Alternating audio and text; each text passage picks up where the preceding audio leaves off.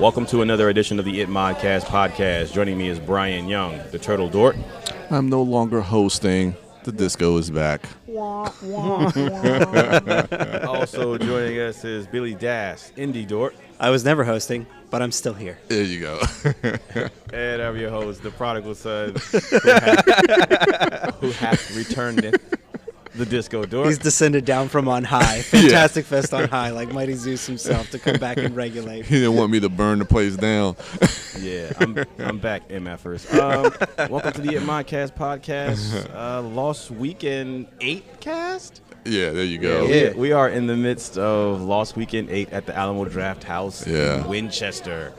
I just got back from the Alamo Draft House in Austin, Texas, South Lamar for Fantastic Fest. So I am back in the midst of another film festival. Yes. I missed the first day. What was your opening film? Opening film, we had Step, the documentary, and then we also had Nocturama.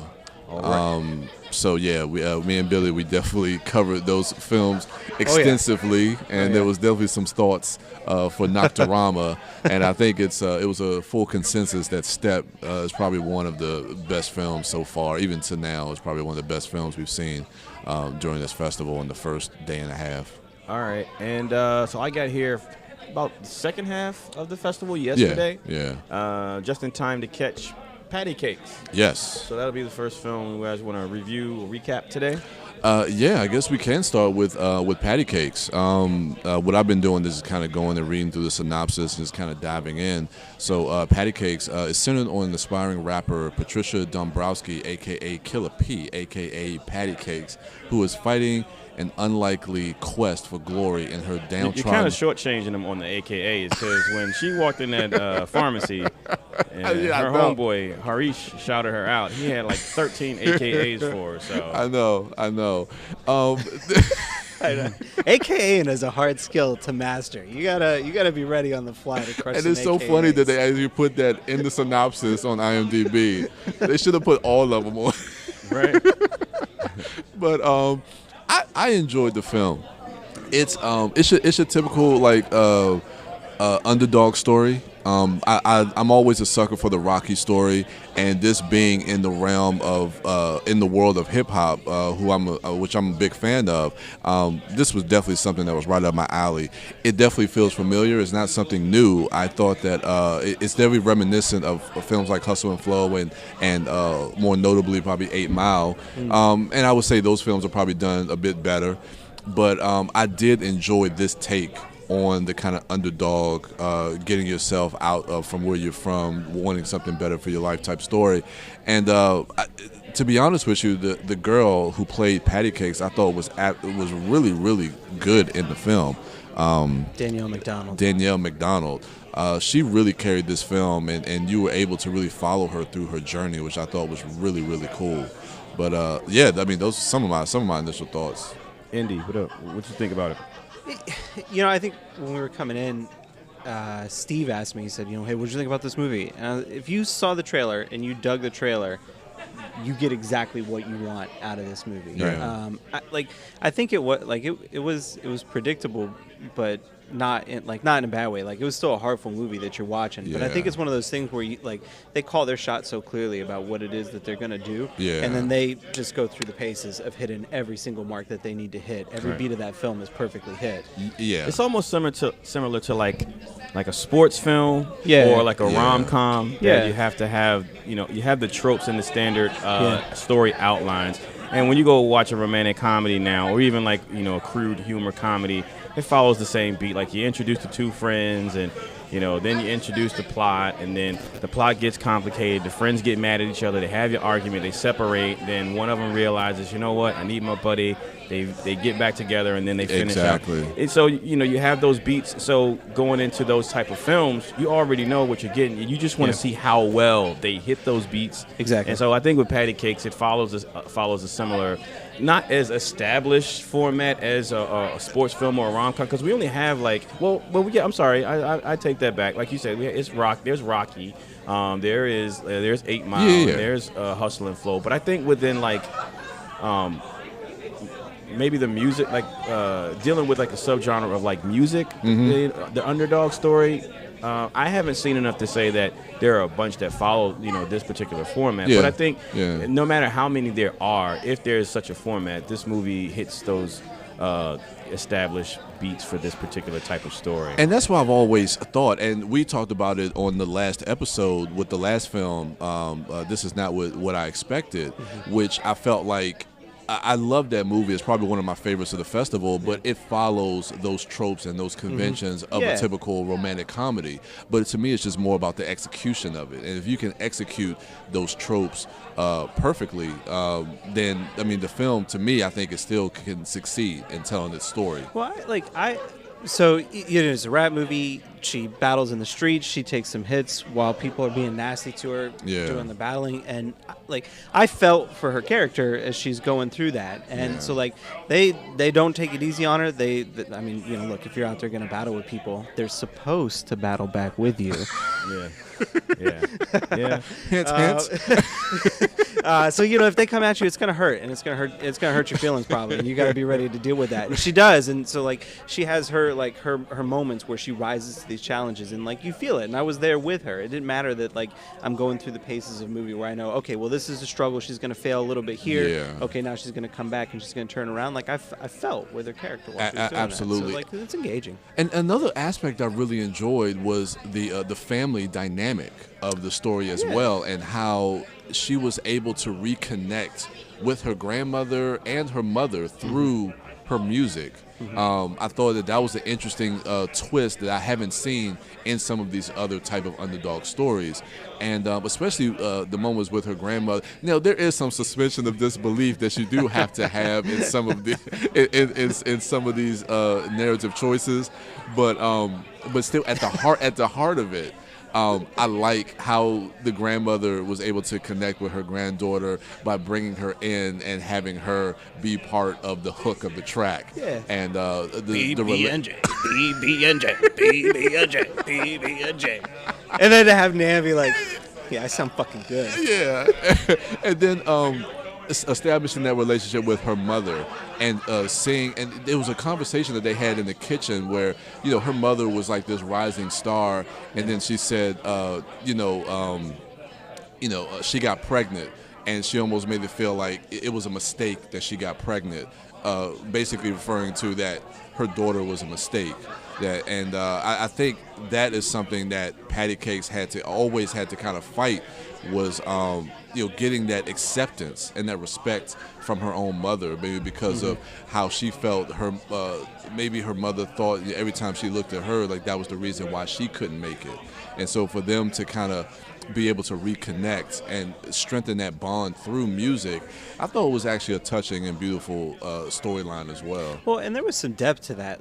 So like you're saying, right? They engage and they do battle through their things, but even the struggles that they're in front of, they're not just put there as oh, well, they're broke and she's coming from a broken home and trying to do they have medical bills because the Nana fell and broke her hip, and they're going through the struggle of well, I don't have health insurance because I don't have a job. How am I going to pay for all this? And they're not just hustling for money so that she can get out of New Jersey and break out of it. She's stuck hustling for money because she's got serious bills to pay that she has to pay or her family's going to die. Exactly, and you see that struggle, and you see that what she has to do, working these multiple jobs and trying to get this money to take care of her family as well. Oh yeah, when she there's a part in the movie where she goes to see about a second gig, and the guy is like, "Where do you see yourself in 5 years?" And she would be waitressing special events, right, and making good money doing that, but still, is that when you're interviewing for a job and they're like, where are you going to be in 5 years?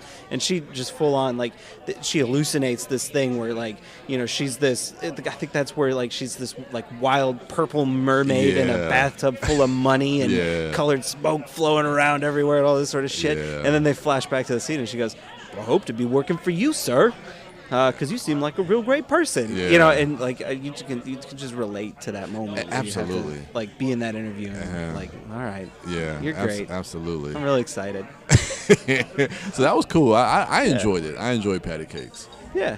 And then the next film after Patti Cakes is My Friend Dahmer. Oh, That was their yeah, film. that's the That was our film. Yeah. Itmod, our film that we sponsored. So yeah, My Friend Dahmer. Now you guys said that this played at Fantastic Fest, but you guys skipped it for the screening that we had last night. It did. See, we Okay. wanted to show the Lost Weekend some love, and we didn't want to come here and say, you know what, we've seen everything. We've seen half of the movies that showed here, and blah, blah, blah, blah. We wanted to actually enjoy several films, because you got this, My Friend Dahmer, Super Dark Times, and Thelma. I know those three definitely played at Fantastic Fest, but we wanted to experience those films with this audience. So we held off on all three of those, especially this one since we were sponsoring it. This film is based off of a graphic novel of the same name. Yeah. The graphic novel is basically a comic book autobiography about this guy, written by the guy who was the friend of Jeffrey Dahmer in high school. Yeah. And it just documents his take on that odd friendship, because Oh my gosh. yeah, it's very odd friends. I mean, am I off in saying that? No, you're not at all. You know, man, there's so like I didn't know much about Jeffrey Dahmer. Right. I didn't know if you guys had background knowledge of it. My wife was saying she remembers coverage of his arrest in '91. Yeah. I don't have a memory of that. I remember that he existed. Yeah. Right. But that's it. But like watching their high school shenanigans, where he would just spaz out for effect to just make people feel silly or dumb or whatever. Like that's something that you could see high school kids doing. I guess I did that. I buy that. Not necessarily in school, but like in the mall. Like I would do shit like that with my friend Shannon. Like we would go out and I would do stuff like that. Sometimes in the library, but yeah, I could oddly enough relate to. Yeah. I did. And that's what I enjoyed. I mean, because I thought they captured the high school vibe really well, especially like in the 70s. Yeah. I thought they really captured that really well. But I do remember something that was actually kind of fascinating about Jeffrey Dahmer, and I would have to do my research, so I hope I'm saying this right. I went to a film festival back in Maryland years ago. This had to have been maybe 10, 15 years ago. And there was a documentary on Jeffrey Dahmer and about, and they interviewed like his neighbors, and they said like how sweet and nice of a guy he was. And they never would expected that he would, have body parts in his apartment. Like he would come over and help, like the lady would say, like he would come over and be nice to her and help her with her groceries and do all these nice things. And it was just it was a fascinating documentary. But going to that point, I think like the one scene, like when they went to the trip to Washington D.C. and he had to room with the black dude. Because I think a lot of the people that he killed, some of them were African Americans, I believe, because he did have a fascination with African American people, and I think a lot of those were some of the people that he killed. And seeing that scene in the movie, just seeing like the genesis of that, made me think about that documentary and some of the people that he murdered during that killing spree. So I think that also gets into the psyche as well, and you hear that in that conversation, like, does your insides look the same as mine? And so you can see like he had a fascination with just certain races and cultures, and I think maybe that played into some of his, his insanity. I think the scariest thing about it for me, especially that conversation, is that it seems like, when because in the film you don't really see it, but obviously he would go on to commit these murders, but a lot of that, if not all of it, seemed to have been driven by a curiosity, more so than a malice or a need or a compulsion to be evil or do something evil. So, I mean that conversation specifically, like what's it like being the only African American in our class or on the team or whatever, and and then following that question up with, do your insides look like mine? Are you the same color? I'm not even sure that he meant that to be a fucked up question. No, either. but I mean, again, for me, I took it like he was genuinely curious about that, and he showed a curiosity with the bones and animals and wanting to see how the body would break down once it's submerged in acid, to see the bones.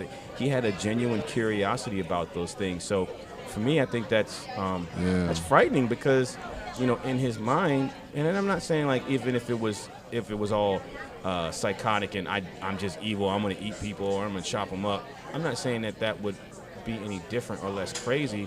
But for me, I think that for me, it just interests me a lot more on a psychological level, because in his mind, he doesn't think what he's doing is wrong. Yeah. Right. And I'm not saying like if he was psychotic and I just want to do some heinous shit. I'm not saying that he would or would not think have a sense of right and wrong, but I think there's a oddly innocence to his unfortunate compulsion. Like it's really weird. Yeah, even the scene with the fish. Oh yeah, the fish open. Yeah, we talked about that feeling a little bit after Nocturama, because so like Nocturama, like these kids basically set off bombs around Paris, and then they fall back to a mall, and the movie spends its time watching these kids who conducted these attacks just go and basically be kids and grapple with the things that they went through, and it's like. It's humanizing in a way where like we have a tendency to look at people who do heinous and terrible things and think to ourselves like, okay, well no, they're the villainous monster from a storybook fairy tale where that's all that they are. Right. And I'm not saying that means that we should go give everybody a hug and feel feel good about what they do. And maybe if Jeffrey Dahmer was hugged more, he wouldn't have done that. I'm not saying that, but it's unnerving when you realize that like heinousness comes out of human beings like you or me. Yeah. It's strange. It's less complicated to generalize and classify. Jeffrey Dahmer is just a freaking animal. He's not even a human being. He's just a monster. It's less complicated to classify him as that, and it's easier to, that's beginning and end of the conversation. Yeah. You don't have to go into you don't have to look at yourself, because exactly. I know I'm not a monster. I'm not a psychotic, so I don't even have to look at that deeper and relate to it and find out, where there was a disconnect between his humanity and mine. Yeah. You just say he's a monster, so he's a monster. Right? That's in the discussion. But if you look at like this film or that film that you saw, Nocturama, and you look at the human aspects of those characters or these not even characters, these people, and see similarities. Well, I went to high school just like Jeffrey Dahmer. I acted stupid with my friends in public just like Jeffrey Dahmer. So then the conversation changes, because I can't just say I can't relate to him because he's a monster, and I don't chop people up. I don't give a shit about human bones. So I'm, there's no connection human-wise between me and that guy, because in truth there is to all of us. Exactly. And so I think like I said, I think it's easier to just dismiss him as a generalized characterization. Like that dude's just a psychopath, and he's not a human being. Yeah. I don't know. Like it's real interesting when you think about it. If you think about it and look at it in that way, I think. Yeah. But that's the success of the movie, right? Is that the actors in that movie did such a great job putting those characters together. Yeah. The dude that played Jeffrey Dahmer gave an amazing ranged performance. I thought that gave you a chance to like see him exploring those more human moments, those weird conversations and pulling different things out of that. Like that. Yeah, it was good. It gives you a little bit more insight into him during that time, because when you look at Jeffrey Dahmer just as the man who killed these people as a serial killer, you would think, okay, maybe as a child he was just like this isolated person, and he is oddly weird with his curiosity of bones and stuff like that, but he is able to, socialize and make friends, and and it may be an awkward socialization. It's awkward, but he was still social, and he was able to have a group of friends, that they can go and play these pranks on and do stuff and be and in some way be a normal kid, but he just still had this thing about him that just was, it's just all of this psychotic nature about him. And when you first see him in the film, obviously this story is told from the perspective of the guy who befriended him through high school or whatever. So the story and like the comic book starts with Dahmer in high school at that age, because that's when the friend meets him. But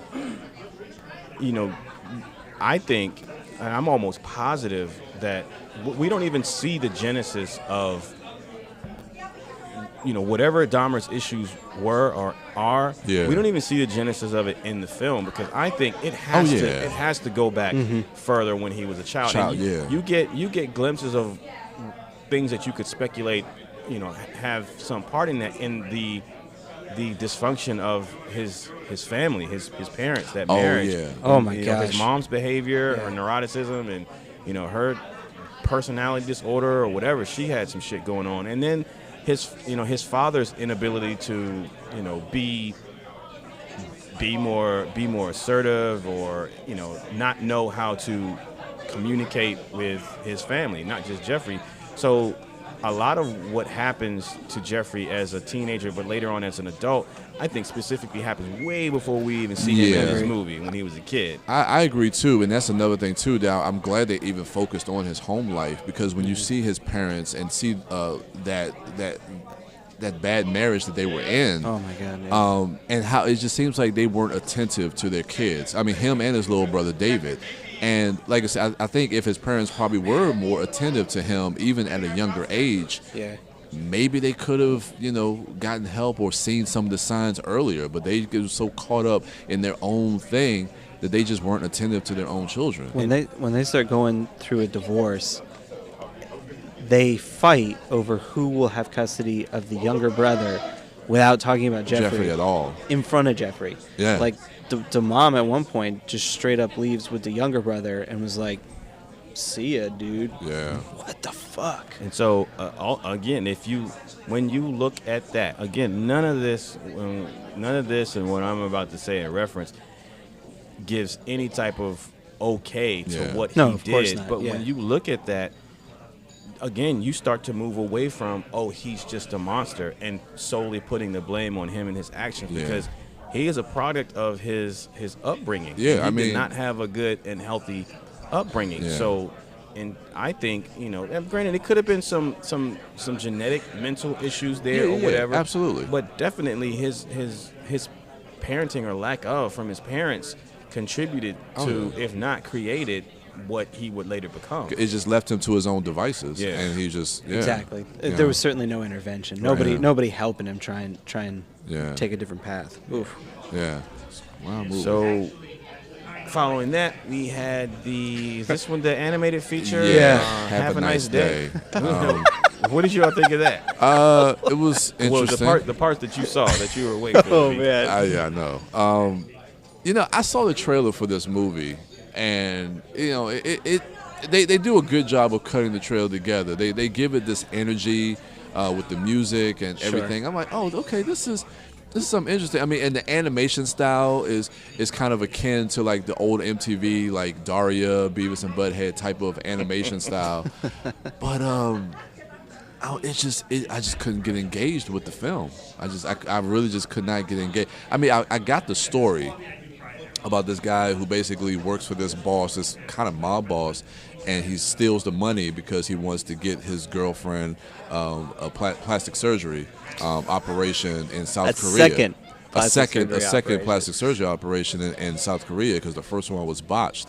And I don't know, it kind of has like one of those weird kind of Tarantino-esque type of maybe plot lines and characters, one of those quirky like crime stories, but for it being told in this style, I don't know, man. It's hard for me to kind of wrap my head around what I really thought about this movie. I would have watched the shit out of this as a live-action short film. Yeah. And I would have been all over that plot. Yeah. And seeing the different storylines come together in this like cathartic release at the end where just shit goes down, right? Yeah. That's exciting.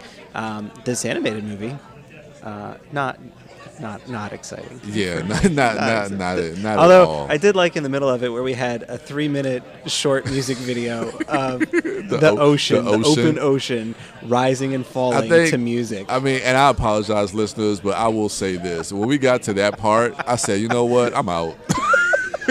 I'm out. We also had a music video or musical interlude, to put it more politely, about Shangri-La.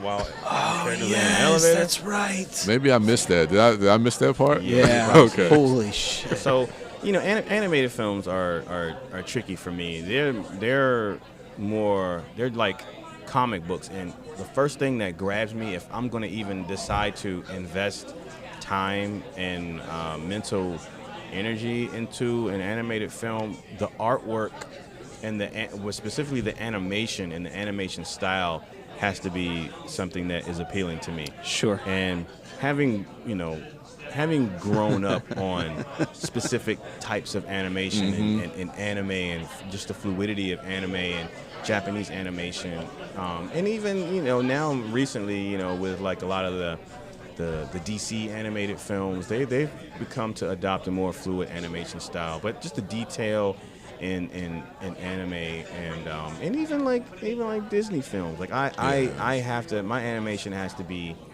if not fluid, at least visually arresting. Yes. As far as like moving and stuff like that. Yeah. Doesn't have to be perfectly drawn, but you have to want to look at it. Right. And then after that, if you're going to sustain me for more than like 30 minutes or an hour and a half, then the story, the narrative also has to be good, or else I'd still tune out even if it looked good. And unfortunately, this particular type of narrative and these particular characters weren't interesting enough to hold my interest, on top of the fact that the animation style was not something that was just my bag. It just wasn't my bag. It intrigued me, the choice to do it this way. And that's when I saw the trailer. I was interested in seeing this film to see how they would execute it.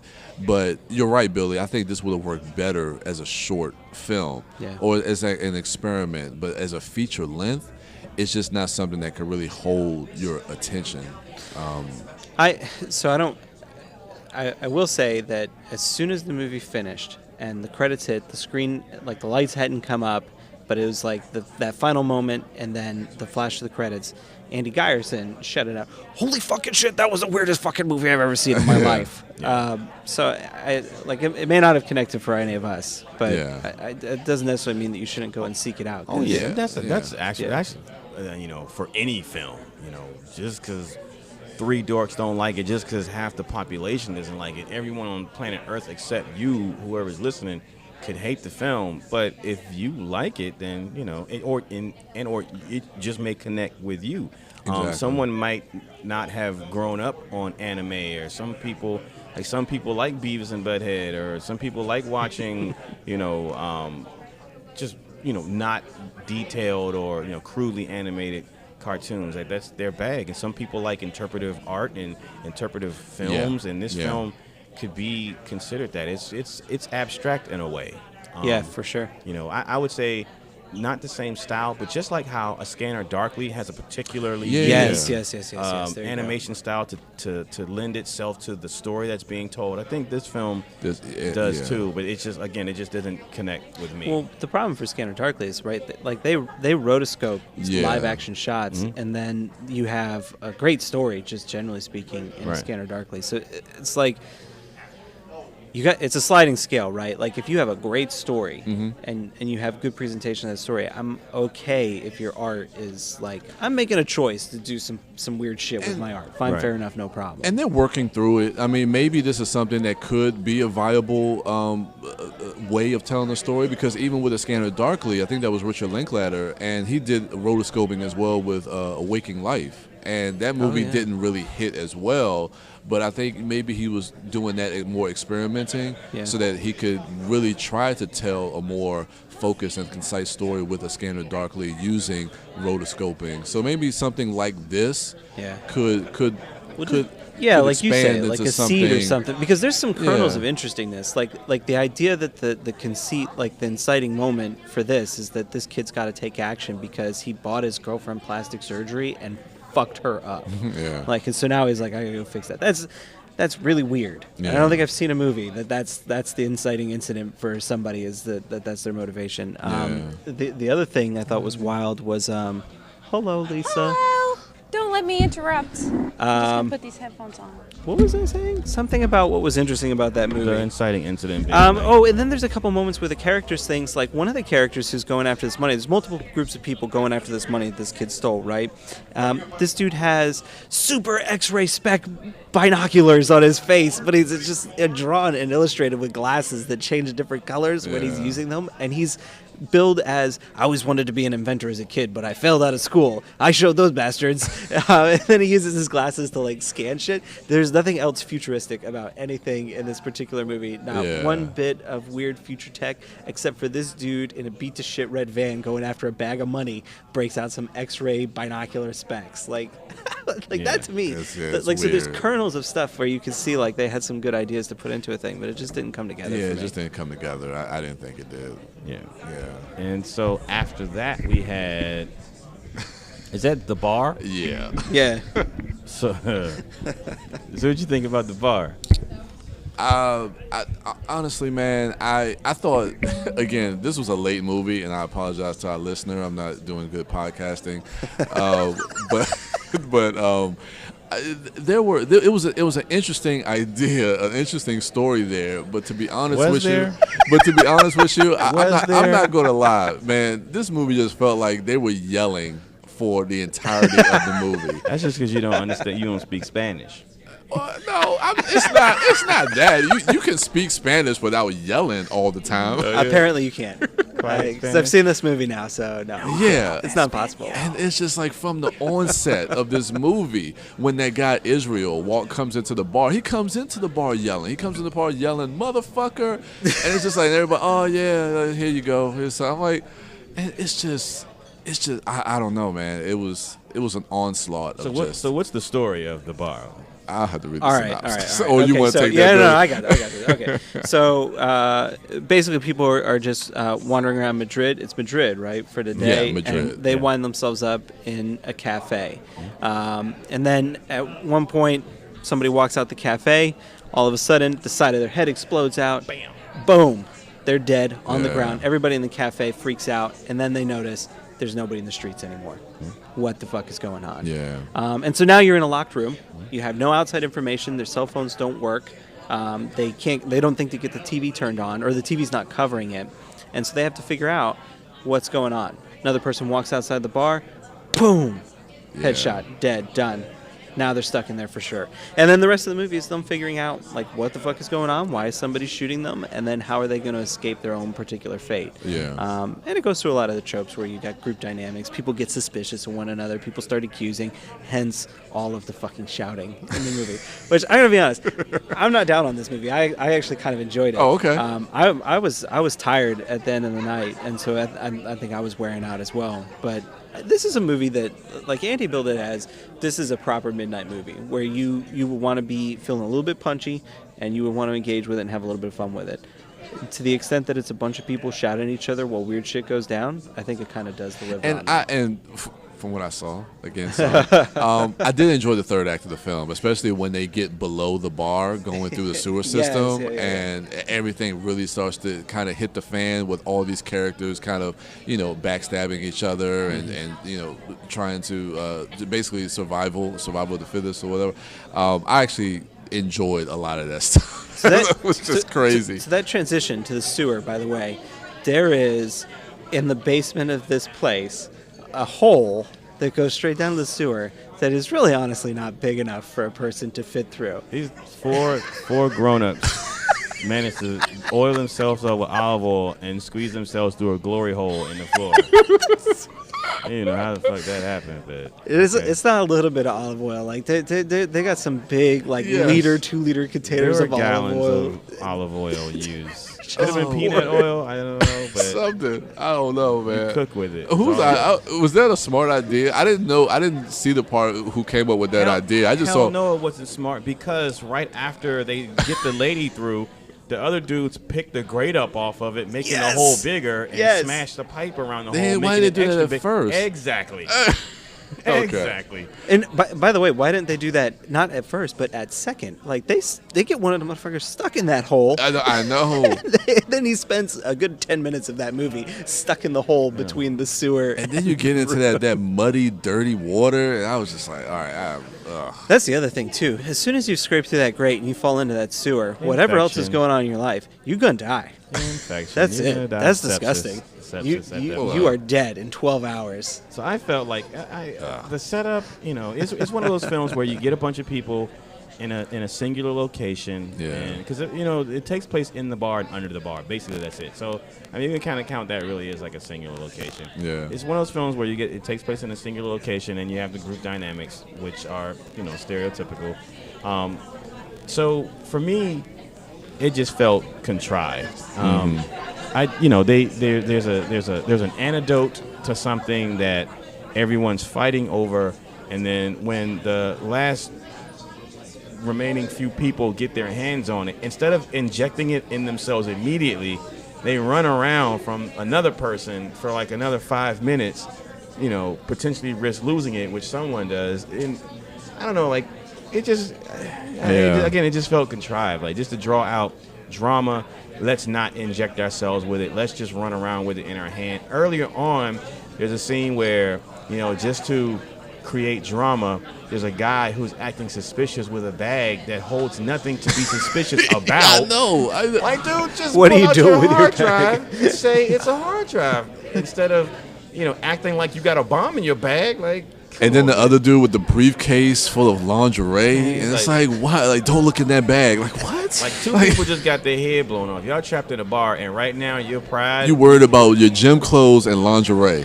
Yeah. Yes, I have panties in this briefcase. It's fine. It's Just say normal. I That's do- my job. Just say I do Mary Kay and Victoria's Secret Yeah. stuff. I got some merchandise in here. While we wait, would you like to take a look, ma'am? This is weird. This is weird. Come on, man. This is Or weird. sir, I mean, Yeah. like or sir. you got to make a sale. Yeah. So I mean, and again, pace wise and energy wise and shouting wise, it was a movie I do think is better shown like at night because it woke people up as opposed to something more slow and talky like Have a Nice Day. But I can see why Andy put it in that slot. It's just that. Unfortunately, the script and the screenplay just didn't work for me. It does star the guy from another Lost Weekend film, The Invisible Guest. Yeah. Which, it was cool seeing him pop up. Yeah. Which I knew, like, once I figured out, I was like, oh, shit, that's the guy from The Invisible Guest. I was like, you know what? He's either going to be an asshole or the bad guy or something. He's going to play a significant role in it because you don't get that guy who was a leading man in something to have him be, like, a secondary character. Yeah. But, again, this film, the mileage may vary. You may check it out. Yeah. You should check it out. Yeah. Because it's worth seeing, worth at least for the discussion of it, and you may fall in love with it. Yeah. So, that was our final film of the evening. Yeah. What do we got on the docket following that? What's the next film? for First day film 3? today, we have Supergirl, which is a documentary about this. I think it's like a Jewish girl who is doing like weightlifting. Tell you what, when I saw this on the program a week or so ago, I was like, oh shit, I'm going to get to see Helen Slater and Peter O'Toole and Faye Dunaway on the big screen. I'm excited. I am going to make sure I get from Austin to Winchester on time. Turns out it is not Supergirl. No. It's okay, because this may be a good film too. But still wouldn't have hurt Yeah. to be able to see Helen Slater, Peter O'Toole, and Faye Dunaway on the big screen. We got a few films. I don't know much about some of these other ones. Bad Lucky Goat, The Divine Order, Death and Life of Marsha P. Johnson, which is another documentary that's going to hit Netflix. That one is going to destroy us. Yeah. And Brigsby Bear, which I'm looking forward to. Hell yes. Thelma, the road movie, and then Super Dark Times to end the night. So we got a long slate. Some good movies, I hope. Unfortunately, I'm probably going to miss the first 2, maybe 3 films, as I have to go to sleep. That was my fault. Yeah. Did you keep him up all night again? I look, Brian! I'm still in denial. I don't think I snore that bad, but okay. I got video footage if you want to see it. He did send made it a to me montage. and Brad.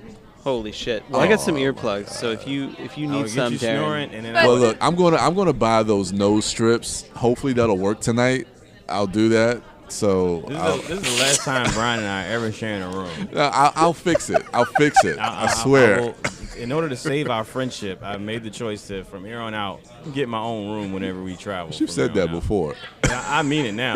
Plus, I'm putting it out on the podcast, so I have to do it. So, dear Lord. I watched the sunrise this morning. Oh man, you make me feel bad. You should feel great. You got some sleep. All right. So, Wife Dork, did you have anything to add regarding the films we saw yesterday? Oh, wow. I mean, not really. I just came here to sit and listen because you guys are wonderful. Yeah. Thank you. All I saw was Patti Cakes, which I really enjoyed, and then My Friend Dahmer, which I also really enjoyed. I like the parallel themes of you do you, whether it's you want to be a white girl rapper or a white guy killing people. Yeah, you know? It's like you can do whatever you want. The world is your oyster. And, that's inspirational. I like that. I like that connection. I like that. I like Yeah. that. Wait for my 2,000-word essay on the parallel themes. I don't know if that's a healthy connection. Of a serial killer and a white rapper. Are you okay, Lisa? As a girl who's just trying to live her best life now. Please did choose appreciate- rapping, Lisa. Choose rapping. Yeah. I did appreciate about Patti Cakes the fact that, we don't know if anything's going to work out for her. Yeah. True. She could just That's be true. following the life of her mother, but the fact that she's gotten to this place where she's like, well, at least I'm going to do it. Because so many of these movies are like, and she's signed and things are great. Right. She's kind of cool with her mother, and she's looking for her own sound. She's no longer going to be replicating. She's going to find something that is uniquely her own. Yeah. I also loved the friends in that movie. Yeah. I loved Jerry. I loved Baxter or Bob. So Bob. Yeah. It was bastard. Bastard in the But I loved that relationship between Baxter and Patti. Patty. Yeah. But I loved even more that there was some girl in this theater losing her shit over their relationship, like squealing every time they were together. It was really making me laugh. Yeah, because when they held hands at the end when he showed her his mother's grave. She tried to start like an applause break, and she was just on her own, which happens to me all the fucking time. So I respect that move. I respect that move. It takes a lot of confidence to try to start your own applause break. So I know I'm not talking into the front of this microphone. I'm not on. It's all good. I don't It's know all where good. Is it, it's Brian? round. It is. Okay. Yeah. Because I can see Darren being like actively annoyed. Like, I'm not. why isn't she finding the front of this microphone? I'm just I think he's still thinking not about annoyed. last night with Brian. No, That's I'm what not annoyed with you. I'm annoyed with whoever set the mic up because they should know better. It wasn't me. Brian I cannot know. win. I'll take that one. It wasn't me. I'll take that. Brian cannot win. I can't. I really appreciate, as I find the front of this mic, I really appreciate all of the good work you've been doing. Oh. Look at that. As the mic falls off. It's You know what? okay. Look. I don't need it. No. I don't need it No. on the table. Oh man. There you go. It's great we're not on video. Wait, no. I'll take a picture of this. This is going to be documented. All right, yeah, I because get this it. is my failure. Here we go. I Big get, smiles. Oh yeah. Yeah. Look, here's the thing with this table, all right? It's a table sitting in the corner of the theater, but it has a tablecloth on it. Yeah. It looks good. The tablecloth looks profesh. It does look profesh, and so I didn't want to remove the tablecloth when I was putting this on. But here's the thing: you can't put slick cloth in between the little pincher grabbers, the vice grips, because it just slides off. As soon as try and all move of it. your mics are working. I think this is some passive-aggressive, no girls allowed, boys club shit. The fact that my mic is jank. No, because Yours I is didn't. working. I haven't fastened that one on yet, but I refastened this one, and that one. Yeah. Okay. That's why they're on. So basically, the message is Darren needs to be here all the time. Hello. Don't skip Is this out. the front? Am I on beam now? Yeah, you're Ira good. Glass, help me. You're good to go now. You're good to go right as we sign off. 'Cause Okay. we have to start Lost Weekend Day 3. Well, I can't wait to do some more recording. I'm so happy to be here. Yeah. Despite my light migraine. We'll see. I'll Uh-oh. keep you guys posted Oh, no. on what's happening in my face. All right. It's not good. Feel better, Wife Dork. We'll hopefully have Mouth Dork on later on to recap some of the films. Yeah. All right, everybody. Thank you for listening. Oh. Stay tuned. I was thinking it was the wrong mic all along. This is like a twist ending to this. Okay. Here we go. So we'll be back, I guess, later. I guess we'll do midday, and we'll recap the first half of day 3. All right, you heard it, folks. So thank you for listening. Stay tuned. We'll be back. All right.